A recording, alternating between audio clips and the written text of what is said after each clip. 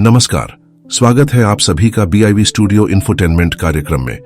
मैं हूं आप सभी का दोस्त आनंद, जहां हर ध्वनि में छुपा है संस्कृति का स्वर और हर लफ्ज में बसी है भारत की चेतना। यहां हर प्रस्तुति यहां होती है कुछ नई, कुछ खास, एकदम दमदार। यहां कहानियां सिर्फ सुनाई नहीं जाती, महसूस की जाती है। यहां कविता सिर्फ कागज पर नहीं गूंजती, बल्कि दिलों में धड़कती है। यहां हर विचार, हर रचना, हर अभिव्यक्ति बनती है एक नया प्रकाश। बाल मन की कल्पनाएं हो या जीवन की सच्चाइयां, प्रेम की कोमलता हो या सत्य की कठोरता, इतिहास से वर्तमान तक का पूरा सफर कलम के सौदागरों के साथ। और जानेंगे देश दुनिया के उन खास लेखकों की रचना को जिन्होंने बदल दी मनोरंजन की दुनिया की तस्वीर। तो चलिए खोलते हैं मनोरंजन का पिटारा और सुनते हैं कुछ खास। तो आइए साहित्य और मनोरंजन की इस अद्भुत यात्रा में हमारे साथ चलिए, सिर्फ और सिर्फ BIV studio infotainment YouTube channel पर। तो आज हम लाए हैं आपके लिए लेखक मुंशी प्रेमचंद द्वारा लिखित कहानी कायर। तो सबसे पहले सुनेंगे कहानी का सारांश और फिर होगा कहानी का विस्तार। तो आइए सुनते हैं लेखक मुंशी प्रेमचंद द्वारा लिखित कहानी कायर का सारांश। कहानी कायर, लेखक मुंशी प्रेमचंद। प्रस्तुत है कहानी का सारांश। कायर। कहानी एक ऐसे प्रेम की कहानी है जिसमें भावना तो प्रबल है, लेकिन साहस की कमी सब कुछ नष्ट कर देती है। यह कहानी केशव और प्रेमा नामक दो कॉलेज विद्यार्थियों की है जो एक दूसरे से प्रेम करते हैं। केशव एक ब्राह्मण युवक है, जबकि प्रेमा एक वैश्य कन्या। केशव जात पात को नहीं मानता, लेकिन प्रेमा परंपराओं और माता पिता की आज्ञा को सर्वोपरि मानती है। प्रेम के रास्ते में सबसे बड़ी बाधा बनती है समाज की जातिवादी सोच और पारिवारिक मर्यादाएं। प्रेमा के पिता पहले विरोध करते हैं, लेकिन अंततः बेटी के प्रेम और दुख को देखकर झुक जाते हैं। वे केशव के पिता से विवाह का प्रस्ताव रखते हैं, परंतु केशव के पिता का अहंकारी और कट्टर रवैया सब बर्बाद कर देता है। इधर जब केशव पर पिता का दबाव आता है तो वह डर जाता है और प्रेमा से मुकर जाता है। वह पत्र में लिखता है कि वह विवाह नहीं कर सकता क्योंकि वह पिता की आज्ञा की अवहेलना करने का साहस नहीं रखता। प्रेमा को यह पत्र मिलते ही उसका संसार उजड़ जाता है। जिस प्रेम को उसने आत्मा से अपनाया था, उसी ने उसे ठुकरा दिया। वह अंदर से टूट जाती है। उसी रात वह आत्महत्या कर लेती है। तो अभी आपने सुनी लेखक मुंशी प्रेमचंद द्वारा लिखित कहानी कायर का सारांश, और अब कहानी विस्तार से। तो आइए सुनते हैं कहानी कायर। युवक का नाम केशव था, युवती का प्रेमा। दोनों एक ही कॉलेज के और एक ही क्लास के विद्यार्थी थे। केशव नए विचारों का युवक था, जात पात के बंधनों का विरोधी। प्रेमा पुराने संस्कारों की कायल थी, पुरानी मर्यादाओं और प्रथाओं में पूरा विश्वास रखने वाली। लेकिन फिर भी दोनों में गाढ़ा प्रेम हो गया था, और यह बात सारे कॉलेज में मशहूर थी। केशव ब्राह्मण होकर भी वैश्य कन्या प्रेमा से विवाह करके अपना जीवन सार्थक करना चाहता था। उसे अपने माता पिता की परवाह न थी। कुल मर्यादा का विचार भी उसे स्वांग सा लगता था। उसके लिए सत्य कोई वस्तु थी तो प्रेम थी, किंतु प्रेमा के लिए माता पिता और कुल परिवार के आदेश के विरुद्ध एक कदम बढ़ाना भी असंभव था। संध्या का समय है। विक्टोरिया पार्क के एक निर्जन स्थान में दोनों आमने सामने हरियाली पर बैठे हुए हैं। सैर करने वाले एक एक करके विदा हो गए, किंतु ये दोनों अभी वहीं बैठे हुए हैं। उनमें एक ऐसा प्रसंग छिड़ा हुआ है जो किसी तरह समाप्त नहीं होता। केशव ने झुंझलाकर कहा, इसका यह अर्थ है कि तुम्हें मेरी परवाह नहीं है। प्रेमा ने उसको शांत करने की चेष्टा करके कहा, तुम मेरे साथ अन्याय कर रहे हो केशव, लेकिन मैं इस विषय को माता पिता के सामने कैसे छेड़ूं, यह मेरी समझ में नहीं आता। वे लोग पुरानी रूढ़ियों के भक्त हैं। मेरी तरफ से कोई ऐसी बात सुनकर मन में जो शंकाएं होंगी, उनकी तुम कल्पना कर सकते हो?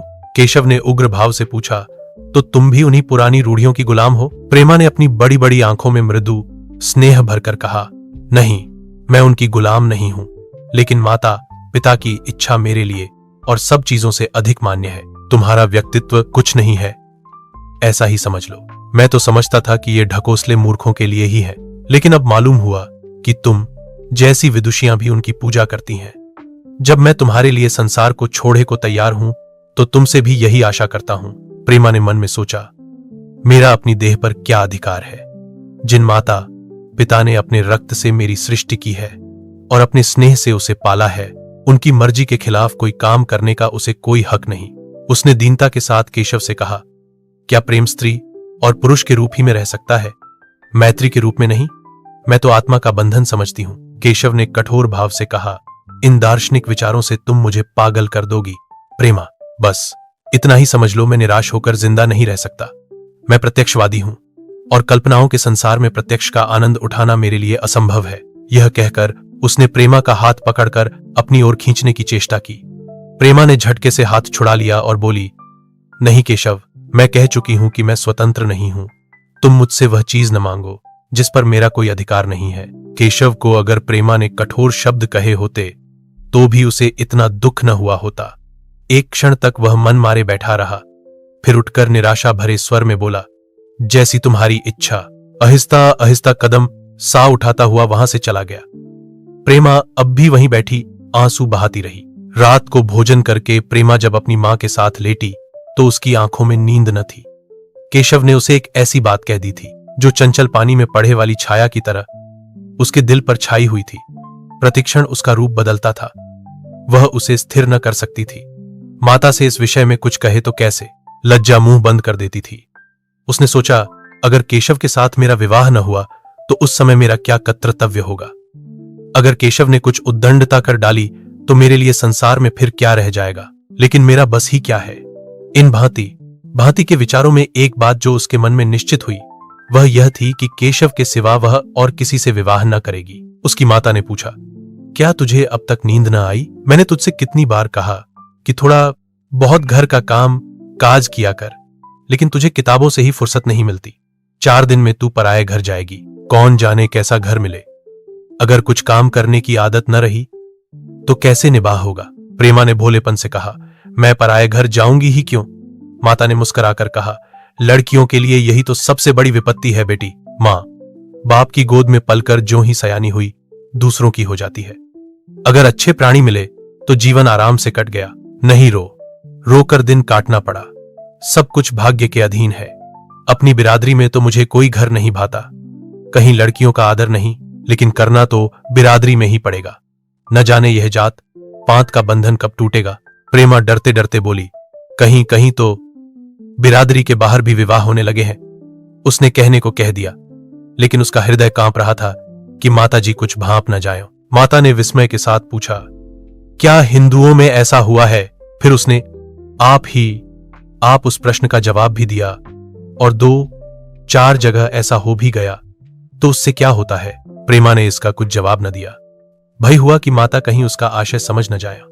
उसका भविष्य एक अंधेरी खाई की तरह उसके सामने मुंह खोले खड़ा था, मानो उसे निगल जाएगा। उसे न जाने कब नींद आ गई। प्रातःकाल प्रेमा सोकर उठी तो उसके मन में एक विचित्र साहस का उदय हो गया था। सभी महत्वपूर्ण फैसले हम आकस्मिक रूप से कर लिया करते हैं, मानो कोई दैवी शक्ति हमें उनकी ओर खींच ले जाती है। वही हालत प्रेमा की थी। कल तक वह माता पिता के निर्णय को मान्य समझती थी, पर संकट को सामने देखकर उसमें उस वायु की हिम्मत पैदा हो गई थी जिसके सामने कोई पर्वत आ गया हो। वही मंद वायु प्रबल वेग से पर्वत के मस्तक पर चढ़ जाती है और उसे कुचलती हुई दूसरी तरफ जा पहुंचती है। प्रेमा मन में सोच रही थी, मानो यह देह माता पिता की है, किंतु आत्मा तो मेरी है। मेरी आत्मा को जो कुछ भुगतना पड़ेगा वह इसी देह से तो भुगतना पड़ेगा। अब वह इस विषय में संकोच करना अनुचित ही नहीं, घातक समझ रही थी। अपने जीवन को क्यों एक झूठे सम्मान पर बलिदान करे। उसने सोचा, विवाह का आधार अगर प्रेम न हो तो वह देह का विक्रय है। आत्म समर्पण क्यों बिना प्रेम के भी हो सकता है। इस कल्पना ही से कि न जाने किस अपरिचित युवक से उसका विवाह हो जाएगा, उसका हृदय विद्रोह कर उठा। वह अभी नाश्ता करके कुछ पढ़े जा रही थी कि उसके पिता ने प्यार से पुकारा, मैं कल तुम्हारे प्रिंसिपल के पास गया था, वे तुम्हारी बड़ी तारीफ कर रहे थे। प्रेमा ने सरल भाव से कहा, आप तो यूं ही कहा करते हैं। नहीं सच। यह कहते हुए उन्होंने अपनी मेज की दराज खोली और मखमली चौखटों में जड़ी हुई एक तस्वीर निकालकर उसे दिखाते हुए बोले, यह लड़का ICS के इम्तिहान में प्रथम आया है। इसका नाम तो तुमने सुना होगा। बूढ़े पिता ने ऐसी भूमिका बांध दी थी कि मां उनका आशय न समझ सकी, लेकिन प्रेमा भांप गई। उनका मन तीर की भांति लक्ष्य पर जा पहुंचा। उसने बिना तस्वीर की ओर देखे ही कहा, नहीं, मैंने तो उसका नाम नहीं सुना। पिता ने बनावटी आश्चर्य से कहा, क्या तुमने उसका नाम ही नहीं सुना? आज के दैनिक पत्र में उसका चित्र और जीवन वृत्तांत छपा है। प्रेमा ने रुखाई से जवाब दिया, होगा, मगर मैं तो उस परीक्षा का कोई महत्व नहीं समझती। मैं तो समझती हूं जो लोग इस परीक्षा में बैठते हैं वे पल्ले सिर के स्वार्थी होते हैं। आखिर उनका उद्देश्य इसके सिवा और क्या होता है कि अपने गरीब, निर्धन, दलित भाइयों पर शासन करें और खूब धन संचय करें। यह तो जीवन का कोई ऊंचा उद्देश्य नहीं है। इस आपत्ति में जलन थी, अन्याय था, निर्दयता थी। पिताजी ने समझा था प्रेमा यह बखान सुनकर लट्टू हो जाएगी। यह जवाब सुनकर तीखे स्वर में बोले, तू तो ऐसी बातें कर रही है जैसे तेरे लिए धन और अधिकार का कोई मूल्य ही नहीं। प्रेमा ने ढिठाई से कहा, हां, मैं तो इसका मूल्य नहीं समझती। मैं तो आदमी में त्याग देखती हूं। मैं ऐसे युवकों को जानती हूं जिन्हें यह पद जबरदस्ती भी दिया जाए तो स्वीकार न करेंगे। पिता ने उपहास के ढंग से कहा, यह तो आज मैंने नई बात सुनी। मैं तो देखता हूं कि छोटी छोटी नौकरियों के लिए लोग मारे फिरते हैं। मैं जरा उस लड़के की सूरत देखना चाहता हूं जिसमें इतना त्याग हो। मैं तो उसकी पूजा करूंगा। शायद किसी दूसरे अवसर पर यह शब्द सुनकर प्रेमा लज्जा से सिर झुका लेती, पर इस समय उसकी दशा उस सिपाही की सी थी जिसके पीछे गहरी खाई हो। आगे बढ़े के सिवा उसके लिए और कोई मार्ग न था। अपने आवेश को संयम से दबाती हुई, आंखों में विद्रोह भरे, वह अपने कमरे में गई और केशव के कई चित्रों में से वह एक चित्र चुनकर लाई जो उसकी निगाह में सबसे खराब था और पिता के सामने रख दिया। बूढ़े पिताजी ने चित्र को उपेक्षा के भाव से देखना चाहा, लेकिन पहली दृष्टि ही में उसने उन्हें आकर्षित कर लिया। ऊंचा कद था और दुर्बल होने पर भी उसका गठन, स्वास्थ्य और संयम का परिचय दे रहा था। मुख पर प्रतिभा का तेज न था, पर विचारशीलता का कुछ ऐसा प्रतिबिंब था जो उसके मन में विश्वास पैदा करता था।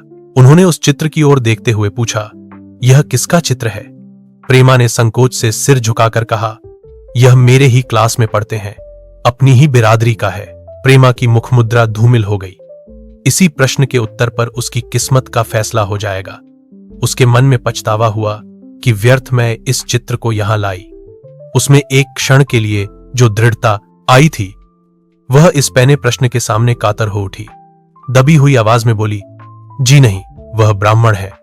और यह कहने के साथ ही क्षुब्ध होकर कमरे से निकल गई, मानो यहां की वायु में उसका गला घुटा जा रहा हो, और दीवार की आड़ में होकर रोने लगी। लाला जी को तो पहले ऐसा क्रोध आया कि प्रेमा को बुलाकर साफ साफ कह दें कि यह असंभव है।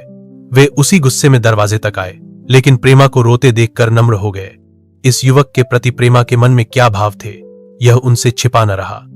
वे स्त्री शिक्षा के पूरे समर्थक थे, लेकिन इसके साथ ही कुल मर्यादा की रक्षा भी करना चाहते थे। अपनी ही जाति के सुयोग्य वर के लिए अपना सर्वस्व अर्पण कर सकते थे, लेकिन उस क्षेत्र के बाहर कुलीन से कुलीन और योग्य से योग्य वर की कल्पना भी उनके लिए असह्य थी। इससे बड़ा अपमान वे सोच ही न सकते थे। उन्होंने कठोर स्वर में कहा, आज से कॉलेज जाना बंद कर दो। अगर शिक्षा कुल मर्यादा को डुबोना ही सिखाती है तो कु शिक्षा है। प्रेमा ने कातर कंठ से कहा, परीक्षा तो समीप आ गई है। लाला जी ने दृढ़ता से कहा, आने दो, और फिर अपने कमरे में जाकर विचारों में डूब गए। 6 महीने गुजर गए। लाला जी ने घर में आकर पत्नी को एकांत में बुलाया और बोले, जहां तक मुझे मालूम है केशव बहुत ही सुशील और प्रतिभाशाली युवक है। मैं तो समझता हूं प्रेमा इस शोक में घुल घुल कर प्राण दे देगी। तुमने भी समझाया, मैंने भी समझाया, दूसरों ने भी समझाया, पर उस पर कोई असर ही नहीं होता। ऐसी दशा में हमारे लिए और क्या उपाय है? उनकी पत्नी ने चिंतित भाव से कहा, कर तो दोगे, लेकिन रहोगे कहां? न जाने कहां से यह कुलच्छनी मेरी कोख में आई। लाला जी ने भवें सिकोड़कर तिरस्कार के साथ कहा, यह तो 1000 दफा सुन चुका, लेकिन कुल मर्यादा के नाम को कहां तक रोएं? चिड़िया का पर खोलकर यह आशा करना कि वह तुम्हारे आंगन में ही फुदकती रहेगी भ्रम है। मैंने इस पर ठंडे दिल से विचार किया है और इस नतीजे पर पहुंचा हूं कि हमें इस आपद धर्म को स्वीकार कर लेना ही चाहिए। कुल मर्यादा के नाम पर मैं प्रेमा की हत्या नहीं कर सकता। दुनिया हौसती हो हौसे, मगर वह जमाना बहुत जल्द आने वाला है जब ये सभी बंधन टूट जाएंगे। आज भी सैकड़ों विवाह जात पांत के बंधनों को तोड़कर हो चुके हैं। अगर विवाह का उद्देश्य स्त्री और पुरुष का सुखमय जीवन है, तो हम प्रेमा की उपेक्षा नहीं कर सकते हैं। साथियों, अगर आपको यह कार्यक्रम पसंद आ रहा है तो आप हमारे चैनल को जल्दी से लाइक और सब्सक्राइब कर दीजिए। आपके लाइक और सब्सक्राइब से हमें बहुत हिम्मत मिलती है। तो BIV studio infotainment YouTube channel को लाइक और सब्सक्राइब करते रहें। हम आपको इसी तरह मनोरंजन से भरपूर रोचक साहित्य सुनाते रहेंगे। तो साथियों, आगे बढ़ते हैं और सुनते हैं कार्यक्रम का शेष भाग। वृद्धा ने क्षुब्ध होकर कहा, जब तुम्हारी यही इच्छा है तो मुझसे क्या पूछते हैं, लेकिन मैं कह देती हूं कि मैं इस विवाह के नजदीक न जाऊंगी, न कभी इस छोकरी का मुंह देखूंगी। समझ लूंगी जैसे और सब लड़के मर गए वैसे यह भी मर गई। तो फिर आखिर तुम क्या करने को कहती हो? क्यों नहीं उस लड़के से विवाह कर देते? उसमें क्या बुराई है? वह 2 साल में सिविल सर्विस पास करके आ जाएगा। केशव के पास क्या रखा है? बहुत होगा किसी दफ्तर में क्लर्क हो जाएगा। और अगर प्रेमा प्राण हत्या कर ले तो कर ले। तुम तो उसे और शह देते हो। जब उसे हमारी परवाह नहीं है तो हम उसके लिए अपने नाम को क्यों कलंकित करें? प्राण हत्या करना कोई खेल नहीं है, यह सब धमकी है, मन घोड़ा है। जब तक उसे लगाम न दो, पू ए पर हाथ भी न रखने देगा। जब उसके मन का यह हाल है तो कौन कहे केशव के साथ ही जिंदगी भर निबाह करेगी। जिस तरह आज उससे प्रेम है उसी तरह कल दूसरे से हो सकता है। तो क्या पत्ते पर अपना मांस बिकवाना चाहते हो? लालाजी ने स्त्री को प्रश्न सूचक दृष्टि से देखकर कहा। और अगर वह कल खुद जाकर केशव से विवाह कर ले तो तुम क्या कर लोगी? फिर तुम्हारी कितनी इज्जत रह जाएगी? वह चाहे संकोच वश या हम लोगों के लिहाज से यूं ही बैठी रहे, पर यदि जिद पर कमर बांध ले, तुम कुछ नहीं कर सकते। इस समस्या का ऐसा भीषण अंत भी हो सकता है। यह इस वृद्धा के ध्यान में भी न आया था। यह प्रश्न बम के गोले की तरह उसके मस्तक पर गिरा। एक क्षण तक वह अवाकी बैठी रह गई, मानो इस आघात ने उसकी बुद्धि की धज्जियां उड़ा दी हों। फिर पराभूत होकर बोली, तुम्हें अनोखी ही कल्पनाएं सूझती हैं। मैंने तो आज तक कभी भी नहीं सुना कि किसी कुलीन कन्या ने अपनी इच्छा से विवाह किया है। तुमने न सुना हो, लेकिन मैंने सुना है और देखा है, और ऐसा होना बहुत संभव है। जिस दिन ऐसा होगा उस दिन तुम मुझे जीती न देखोगे। मैं यह नहीं कहता कि ऐसा होगा ही, लेकिन होना संभव है।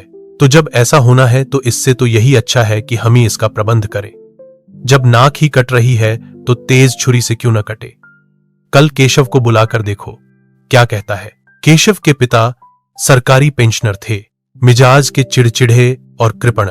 धर्म के आडंबरों में ही उनके चित्त को शांति मिलती थी। कल्पना शक्ति का अभाव था, किसी के मनोभावों का सम्मान न कर सकते थे। वे अब भी उस संसार में रहते थे जिसमें उन्होंने अपने बचपन और जवानी के दिन काटे थे।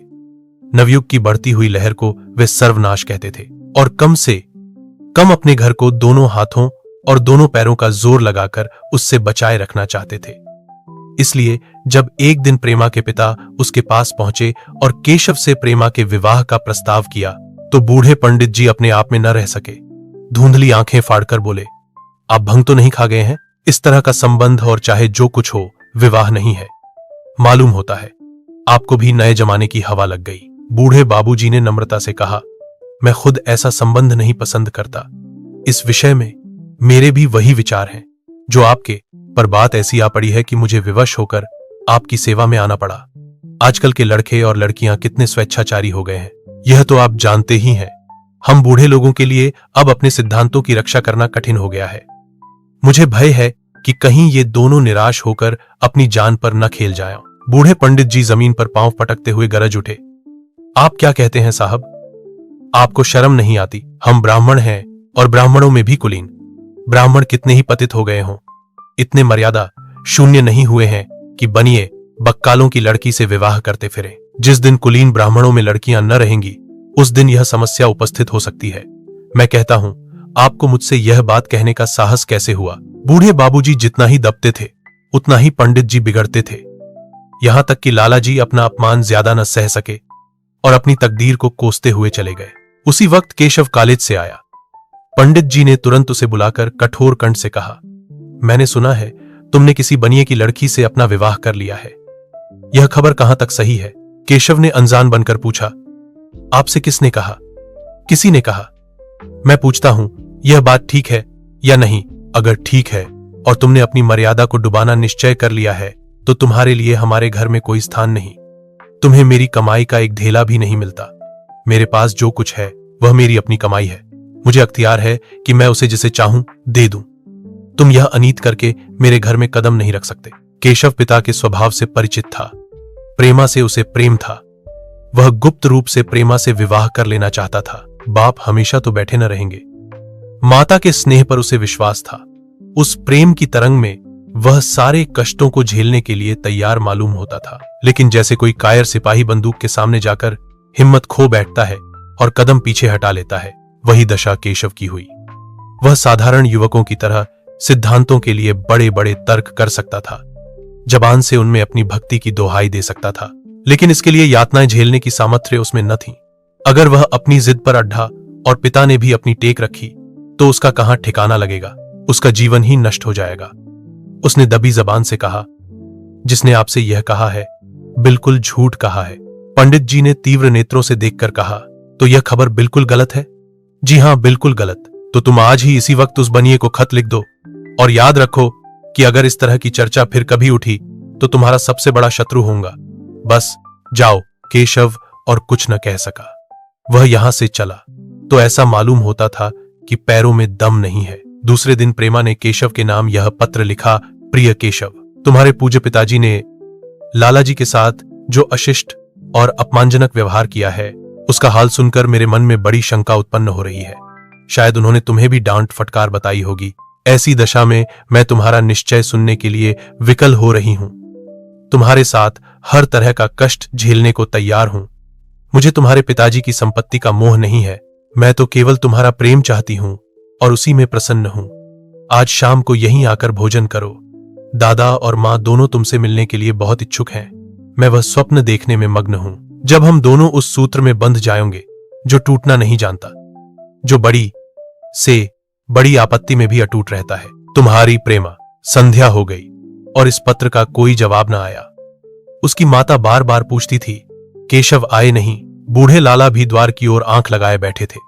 यहां तक कि रात के 9 बज गए पर न तो केशव ही आए न उनका पत्र। प्रेमा के मन में भांति भांति के संकल्प विकल्प उठ रहे थे। कदाचित उन्हें पत्र लिखने का अवकाश न मिला होगा या आ जाने की फुर्सत न मिली होगी। कल अवश्य आ जाएंगे। केशव ने पहले उसके पास जो प्रेम पत्र लिखे थे उन सबको उसने फिर पढ़ा। उनके एक एक शब्द से कितना अनुराग टपक रहा था, उनमें कितना कंपन था, कितनी विकलता, कितनी तीव्र आकांक्षा। फिर उसे केशव के वे वाक्य याद आए जो उसने सैकड़ों ही बार कहे थे। कितनी बार वह उसके सामने रोया था।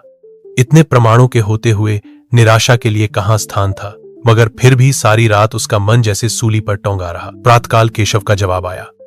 प्रेमा ने कांपते हुए हाथों से पत्र लेकर पढ़ा। पत्र हाथ से गिर गया। ऐसा जान पड़ा मानो उसकी देह का रक्त स्थिर हो गया हो।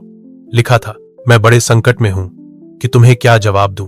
मैंने इधर इस समस्या पर खूब ठंडे दिल से विचार किया है और इस नतीजे पर पहुंचा हूं कि वर्तमान दशाओं में मेरे लिए पिता की आज्ञा की उपेक्षा करना दूसह है। मुझे कायर न समझना।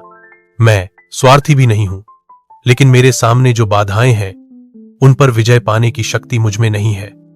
पुरानी बातों को भूल जाओ। उस समय मैंने इन बाधाओं की कल्पना न की थी। प्रेमा ने एक लंबी, गहरी, जलती हुई सांस खींची और उस खत को फाड़कर फेंक दिया। उसकी आंखों से अश्रुधार बहने लगी। जिस केशव को उसने अपने अंतकरण से वर लिया था वह इतना निष्ठुर हो जाएगा, इसकी उसको रत्ती भर भी आशा न थी। ऐसा मालूम पड़ा मानो अब तक वह कोई सुनहला स्वप्न देख रही थी, पर आंख खुलने पर वह सब कुछ अदृश्य हो गया। जीवन में जब आशा ही लुप्त हो गई तो अब अंधकार के सिवा और क्या रहा। अपने हृदय की सारी संपत्ति लगाकर उसने एक नाव लदवाई थी। वह नाव जलमग्न हो गई। अब दूसरी नाव कौन वहां से लदवाए। अगर वह नाव टूटी है तो उसके साथ वह भी डूब जाएगी। माता ने पूछा, क्या केशव का पत्र है? प्रेमा ने भूमि की ओर ताकते हुए कहा, हां, उनकी तबीयत अच्छी नहीं है। इसके सिवा वह और क्या कहे। केशव की निष्ठुरता और बेवफाई का समाचार कहकर लज्जित होने का साहस उसमें न था। दिन भर वह घर के काम धंधों में लगी रही, मानो उसे कोई चिंता ही नहीं है। रात को उसने सबको भोजन कराया, खुद भी भोजन किया और बड़ी देर हारमोनियम पर गाती रही। मगर सवेरा हुआ तो उसके कमरे में उसकी लाश पड़ी हुई थी। प्रभात की सुनहरी किरणें उसके पीले मुख को जीवन की आभा प्रदान कर रही थी। दोस्तों, कैसा लगा आपको हमारा यह मनोरंजन से भरपूर कार्यक्रम? कमेंट करके हमें जरूर बताएं। और हां, अगर कोई खास कविता, कहानी, जीवन परिचय, उपन्यास आदि आपको सुनना है तो हमें कमेंट करके बताएं। हम आप तक पहुंचाएंगे आपकी पसंद का मनोरंजन से भरपूर कार्यक्रम सिर्फ और सिर्फ BIV studio infotainment YouTube channel पर। आप सबके सहयोग के लिए बहुत बहुत आभार। नमस्कार।